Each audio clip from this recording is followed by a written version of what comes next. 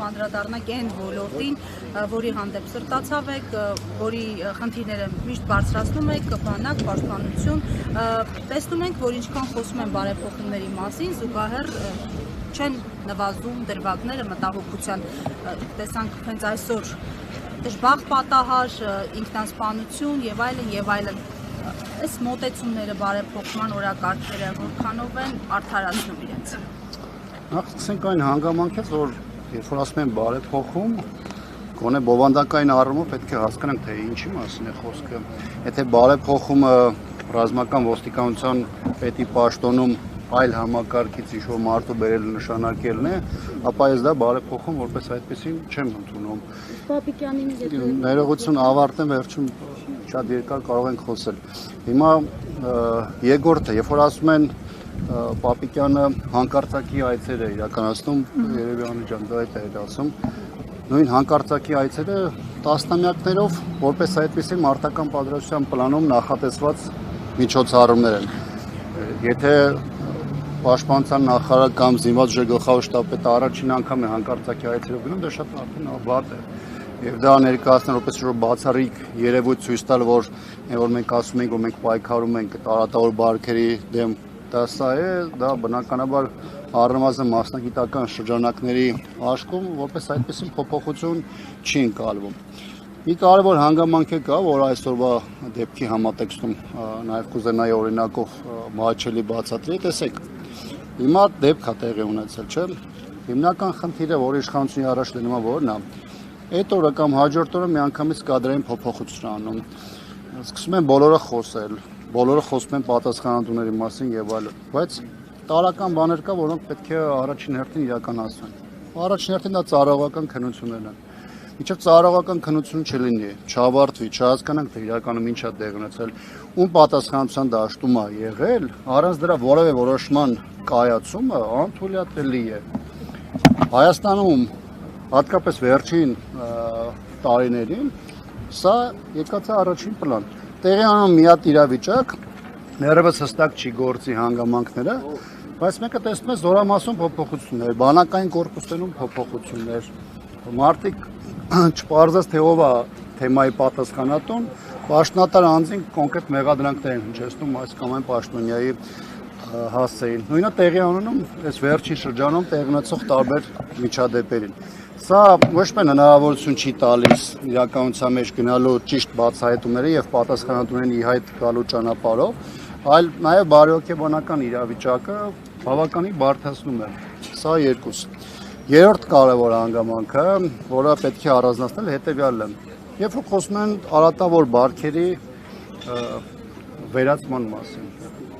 ո՞րն է դա։ Պատերազմ ենք փոխում ենթամշակույթի։ Շատ լավ, հիմա ո՞րն է դա, հանկարծակի այցերն են դա։ Ռազմական ոստիկանության պաշտոնում, ռազմականի պետի պաշտոնում ոստիկանապետի նախկին ոստիկանապետի նշանակումն է, ես դա բարեփոխում չեմ համարում։ Գերատեսչական աշխատանքային խումբ է ստեղծում, որը համակարգելու է վարչապետի աշխատակազմի ղեկավար Մակունց Փաշինյանի աշխատակազմի ղեկավարը, այնտեղ նշված են ովքեր են լինելու պաշտպանության նախարար, կրթության, գիտության, մշակույթի, սպորտի նախարար, առողջապահության նախարար, զինված ուժերի գլխավոր շտաբի պետ, ազգային անվտանգության ծառայության գլխավոր դատախազության քննչական կոմիտեի ներկայացուցիչներ եւ այլն եւ այլն։ Ի վերջո պաշտպանության նախարարությունը չէ այն մարմինը, որը պետք է իրականացնի այս ամեն ինչը, ինչ կարիք կա միջգերատեսչական խմբի ստեղծում, ինչով է պայմանավորված անհրաժեշտությունը, ու մակունցը պետք է այսպես զբաղվի այս հարցերով։ Քաղաքական գործոնը, եթե նույնիսկ մի պա դնենք մի կողմ, եթե այդ գերատեսչության աշխատանքները համակարգում է մի անձ, որ առհասարակ որևէ առողջություն չունի զինված ուժերի հետ, արդեն դրանով իսկ զախողումը ապահովված է, սա մեկ։ Երկրորդը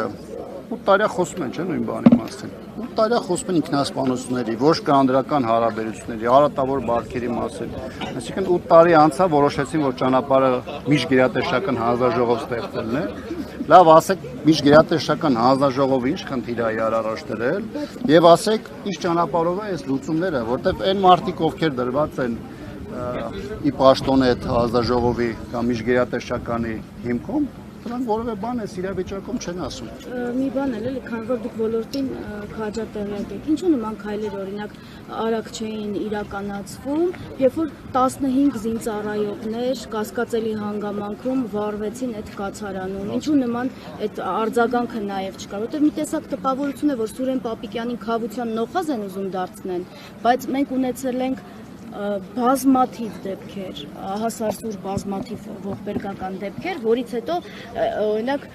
չգիտեմ, Աննա Հակոբյանը չէր անդրադառնում, մենք տեսնում ենք ինքնասպանության դեպքերին են սկսել անդրադառնալ, կամ այդ քննադատությունները ոչ միայն ընդդիմության կողմից հնչող, այսօրվա Փաշինյանի արձագանքը, եթե հիշենք օրինակ 15 զինծառայողների դեպքում ինչպիսին էր Փաշինյանի արձագանքը, համաչափ չէին հաստատ։ Հիմա տպավորություն չի ստեղծվում, որ քավության նոխազ են ուզում դարձնել Պապիկյանին։ Գիտեք, ընդհանրակ, մեկ շաբաթ առաջ էր ոնց որ կառավարության բրիֆինգում Փաշինյանը պաշտպանում էր եւ ԳՇՊՏ-ին եւ պաշտպանության նախարարին, բայց ես վերջերս այս թեմայի հետ կապված որոշակի ուսումնասիրություն էի անում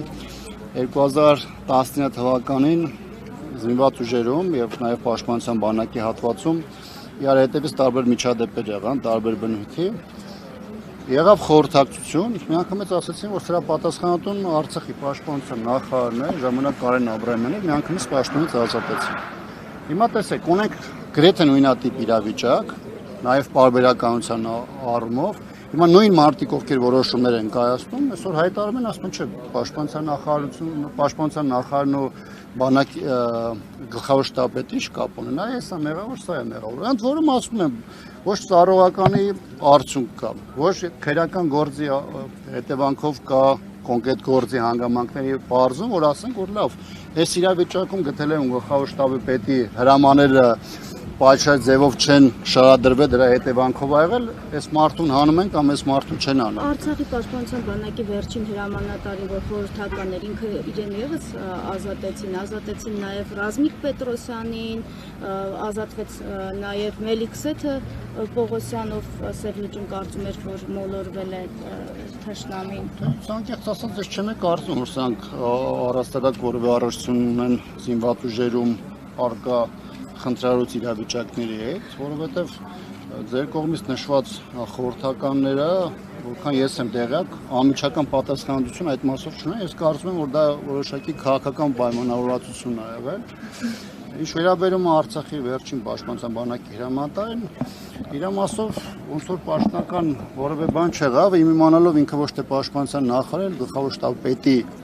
խորհրդականա, Իդեպ ինչեւ հիմա մեծ թվով հարցերի պատասխան չի տվել, այդ թվում նախկինում իր ենթակայության տակ գտնվող բենզինը վարելիքակսուկային պայեստի պայթյունի եւ դրա հետևանքով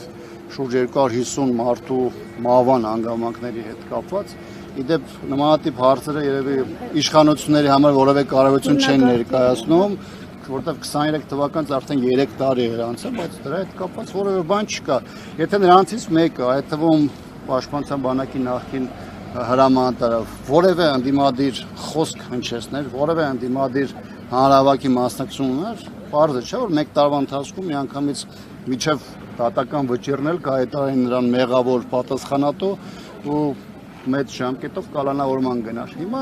ըստ իրավիճակի գործում են։ Նաև ձեր ասած փոփոխությունները ես չեմ կարծում, որ այսօր իրավիճակի վրա կարող են լուրջ ազդեցություն ունենալ։ Երկրորդն էլ ընտրովի չպետք է զբաղվել, եթե այս մեկը յուրային է, եթե այս մեկը լյուբիմչիկն է դնենք այս կողմ, այս մեկը մեղավոր չի, մնացածը մեղավոր են։ Եվ կարևոր եւս մեկ կարևոր հանգամանք, տեսեք, ցանկացած փոփոխություն, այդ թվում օրինակ Ազատի դեպքով տեղի ունեցած այդ հրեշավոր ըստ էության բան էր, միջադեպ էր, այդ ձևի մեծ ծանր հետևանքներով։ Հիմա ինչ ա եղել այդ ժամանակ։ Ես հիշում դեպք է եղել է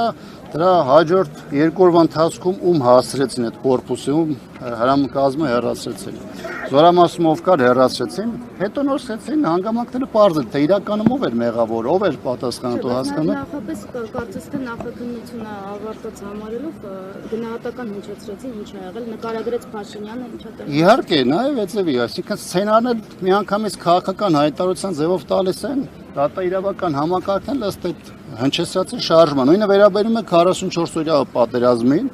44-օրյա պատերազմից հետո գործերը նույնիսկ դատական process դեռևս չեն հասել։ Մեկ է տեսնում ես ազգային ժողովի ամբիոնից Փաշինյանը կամ նրա մեկ այլ թիմակից տարբեր մարդկանց որակումներ են տալիս, ընդ որում ծանր մեղադրանքներ հասնելով, բայց այդ մարդկանց գործը նույնիսկ այս պահին էլ միջև այժմ դատավճռը չի ասել։ Պարոն Աբրամյան, Վիլեն Գաբրիելյանը ընտրվեց անվտանգության ազգային ժողովի անվտանգության եւ պաշտպանության հանձնաժողովի նախագահ, դուք որպես ոլորտին քաջատեղյակ մարդ, Գաբրիելյանը իր ոլորտի մասին երբ որ խոսում էր, ներկայացնում էր իրեն, ասում էր, որ իր աշխատելավոճը տարբերվելու է, ասում էր, որ ինդիմատիվներին թույլ չի տալու միայն հարցի մասին բարձրաձայնեն եւ այդքանով ավարտեն, պետք է միասին աշխատեն։ Ինչ կասեք, կհաջողվի իրեն պատշաճ նախագահել տվյալ հանձնաժողովը։ Համար դա շատ անհետաքրքիր հարց է, իր անձնու այդ հանձնաժողովի նախագահի պաշտոնում ընտրվելը ոչ մի ձևի հանրային տեսանկյունից հետաքրքրություն չի ներկայացնում, ինչի համար, որովհետև կառավարությունը իր ծրագրում դնում է իր առաջնահերթությունը, այդ թվում պաշտպանության եւ անվտանգության ոլորտում, խորհրդանի իրենց հատվածներ գնում են դրանց իրականացման հետևից։ Թե ինքան դեղ կլինի, թե մեկ այլ մարդ կլիներ, առանձնապես բան չի փոխվի։ Եթե խոսքը զուտ խոսքի մշակույթի կամ ընթացիկ քննարկումների մասն է, ես չեմ կարծում, որ դա առաջնային հարց է, որ այսօր քննարկման առարկա է, այնպես որ այդ ընտրությունը իմ համար որևէ հետաքրքրություն չի ներկայացնում։ Շնորհակալ եմ։